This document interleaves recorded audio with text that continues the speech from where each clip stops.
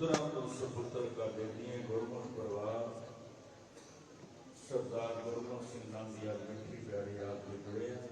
सन्मान जो माता गोबिंद कौर जी आनंद, उन्होंने बेटा संदीप सिंह आनंद अते नूं गगनदीप कौर आनंद 12 सालों को इतने 27 तरीक में लखनऊ की धरती से लखनऊ विखे उन्होंने बेड़ा सेवा के परोपकार के कार्य किए। हर साल सहज पाठ का भोग पा के ये सारा परिवार वडेरिया की याद में जुड़ता है।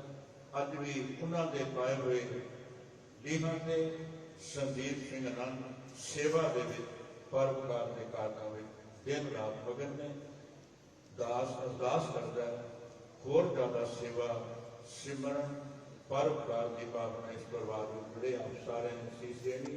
हिंदुस्तान के डिफेंस मिनिस्टर रक्षा मंत्री सन्मान जो श्री राजपाल सिंह इतने पहुंचे हैं राजनाथ जी, उन्होंने जी आया मैंने आप सारे ने जयकारे द्वारा शीश देनी। बोले सोनेगा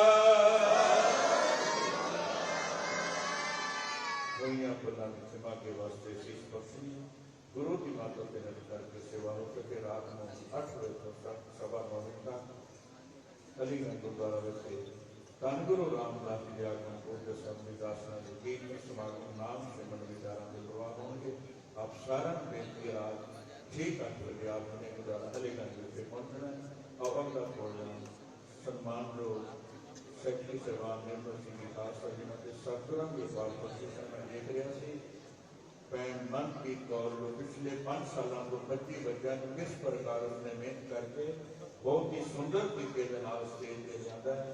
होर ज्यादा इतने अनेक प्रकार के समाज सेवा के कारण इस पावन स्थान को वीर निर्मल सिंह खालसा समय समय लिखते हैं। बहुत मन गदगद होया। आप संगत ने शीश देने गुरु के लाल को होर ज्यादा सतगुर चढ़ने का बख्शन और अगला प्रोग्राम की सख्त करोगी। बुलंद कीमा शीश बख्शो। वाहिगुरु जी का खालसा वाहिगुरु जी की करो लोग साथ संगत जी दास की चोली पाने की कृपा करनी। वाहिगुरु जी का खालसा वाहिगुरु जी की फतेह। कीर्तन से निहाल कर रहे थे भाई साहब भाई देवेंद्र सिंह खालसा।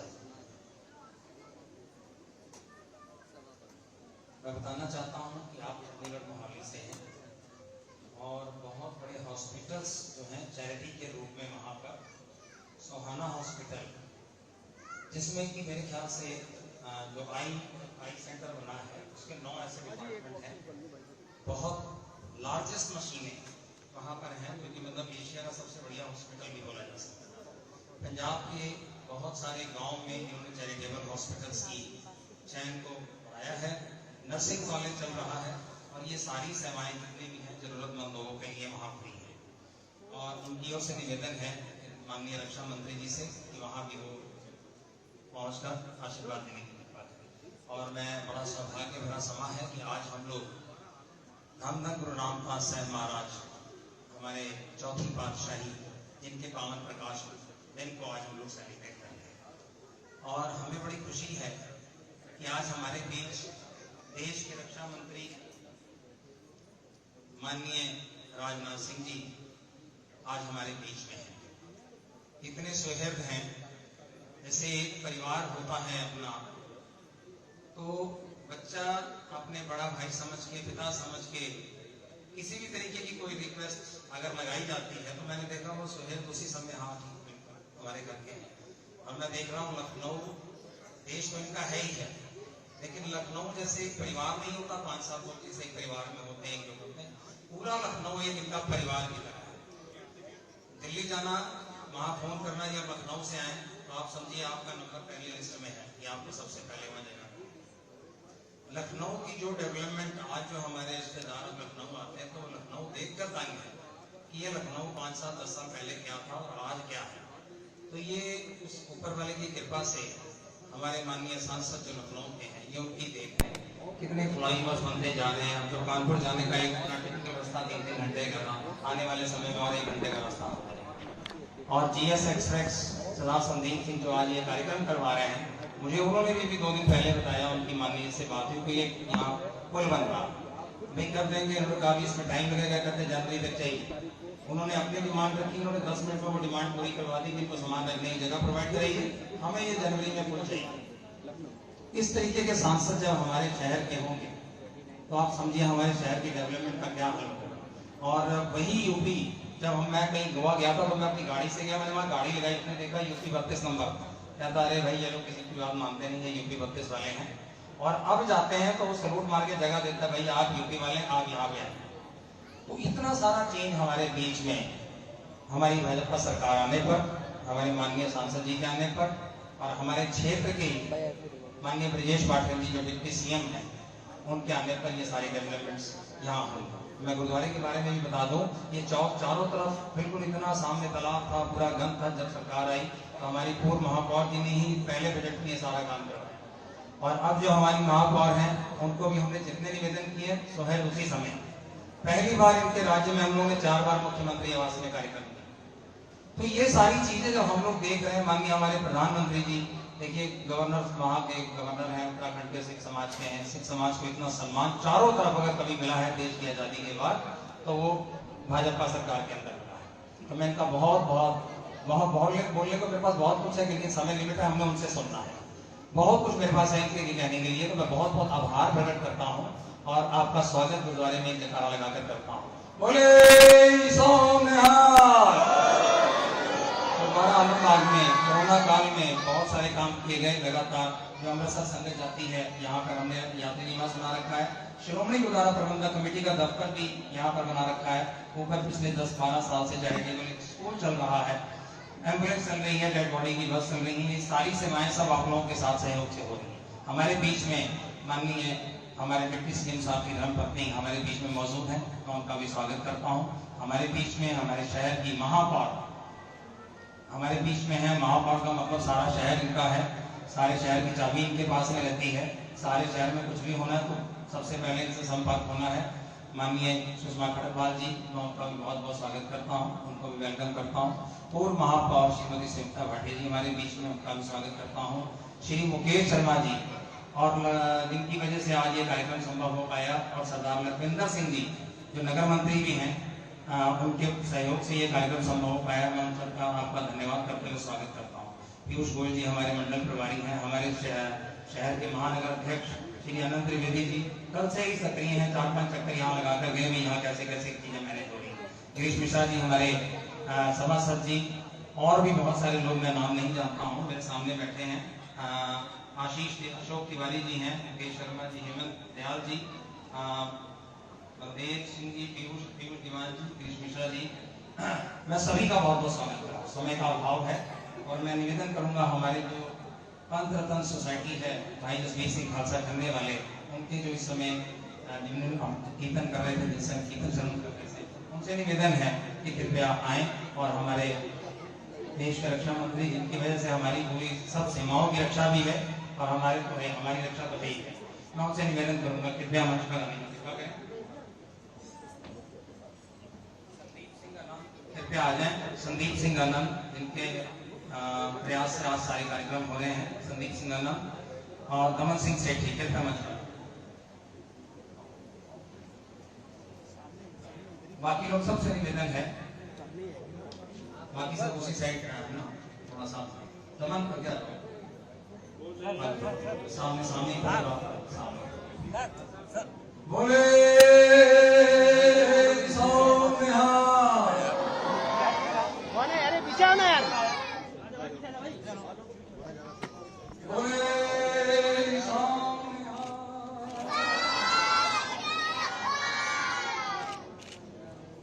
धन्यवाद। मैं निवेदन करूंगा हमारे महापौर जी, मैं निवेदन करूंगा सब लोग अपने स्थान पर बैठ जाएं। माननीय रक्षा मंत्री से निवेदन करूंगा आशीर्वचन देने की कृपा करें।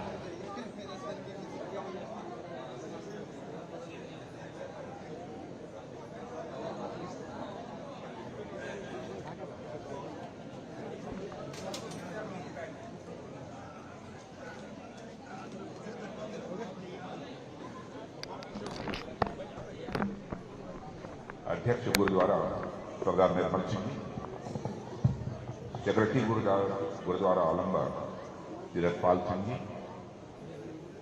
श्री संदीप जी आनंद, श्री अरविंदर सिंह जी कोहली, श्री मनदीप जी बजाज, श्री रमन सिंह जी सेठी, श्री सुरेंद्र बख्शी एडवोकेट, श्री परविंदर सिंह जी अल्पसंख्यक आयोग के अध्यक्ष, श्री हरजीत सिंह जी कोषाध्यक्ष, सरदार लखमंदर सिंह जी और कीरत जी भाई देवेंद्र सिंह जी खालसा और यहाँ मौजूद मेरे सभी सम्मानित बहनों एवं भाइयों, यह मेरा सौभाग्य है कि लखनऊ के इस ऐतिहासिक गुरुद्वारे में श्री गुरु ग्रंथ साहिब जी के प्रकाश उत्सव के आयोजन के अवसर पर मुझे यहाँ पर आने का अवसर प्राप्त हुआ है। श्री गुरु ग्रंथ साहिब ज्ञान और करुणा ऐसे सागर है जिसमें गोते लगाकर हर व्यक्ति सही राह प्राप्त कर सकता है। इसमें दिया गया ज्ञान समय और सीमाओं के बंधन से मुक्त है। निस्वार्थ सेवा, शांति और बंधुत्व का संदेश देने वाले श्री गुरु ग्रंथ साहिब केवल सिख समाज के ही नहीं बल्कि हर भारतीय समाज के लिए वह एक प्रेरणा के स्रोत। हम सबके श्रद्धा के पास श्री गुरु नानक देव जी ने सामाजिक समरसता के लिए सत्य, संतोष, दया, निम्रता और प्यार को आधार बनाकर एक ऐसे समाज की कल्पना की थी जो जात पात, ऊंच नीच से ऊपर उठकर और सबके सबसे बनाई और सबसे भलाई वह विश्वास करे।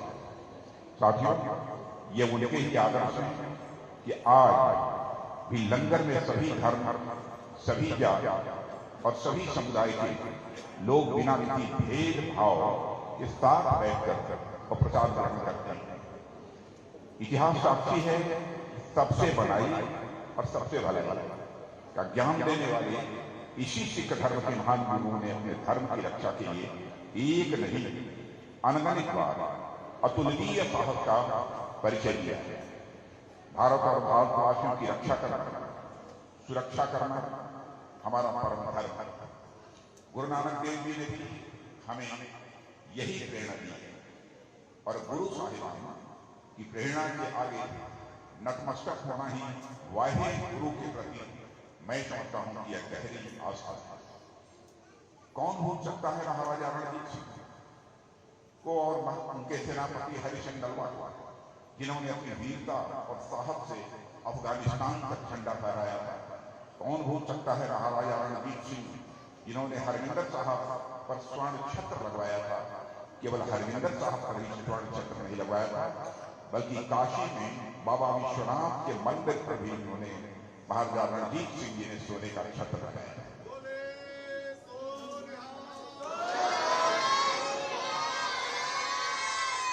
लेकिन बाद में काशी विश्वनाथ जी के ऊपर महाराजा रणजीत सिंह ने जो छत्र लगवाया था सोने का, वो लूट लिया गया। मैं मानता हूं कि आज भी अमृतसर के मंदिर का स्वर्ण छत्र भारतीय संस्कृति की उस स्वर्णिम चमक की याद दिलाता है जिसकी रक्षा के लिए पंजाब की धरती और खालसा पंथ ने यह महान बलिदान किए। साथियों, सिख समाज ने सनातन धर्म की रक्षा के लिए भी बहुत काम किया है। यदि मैं सारी उन कामों की चर्चा करूं तो लंबा समय लगेगा। श्री राम जन्मभूमि के लिए भी सिख समाज का योगदान यह देश कोई भी भारतवासी कभी भूल नहीं सकता है।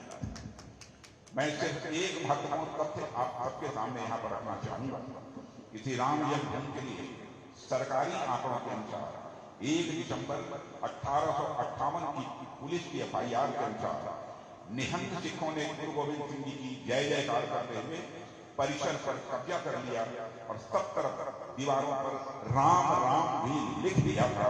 कार्य ऐसे निहंग सिखों ने।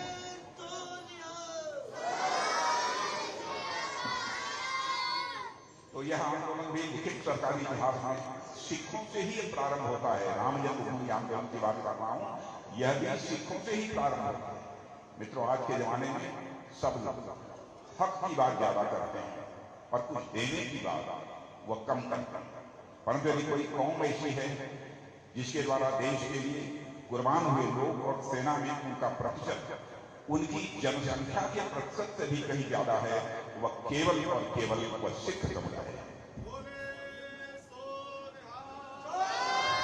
यह बात उनको भी बताना चाहता हूं जो एक पूछते हैं कि सिख समाज का क्या योगदान है, क्या इस समुदाय का स्वतंत्रता संग्राम में योगदान नहीं है?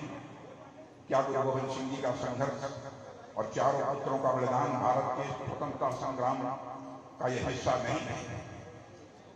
क्या गुरु तेग बहादुर का बलिदान, जिसके लिए कहा जाता है कि उन्होंने अपना शीश दिया पर भारत का शीश नहीं झुकने दिया, बंदा सिंह बहादुर, जिन्हें बंदा वीर वैरागी कहते हैं, उनके द्वारा किया गया बलिदान और भाई अभिदास और सतीदास को मिली यात्राएं क्या हमारे स्वतंत्रता संग्राम की वह हिस्सा नहीं है?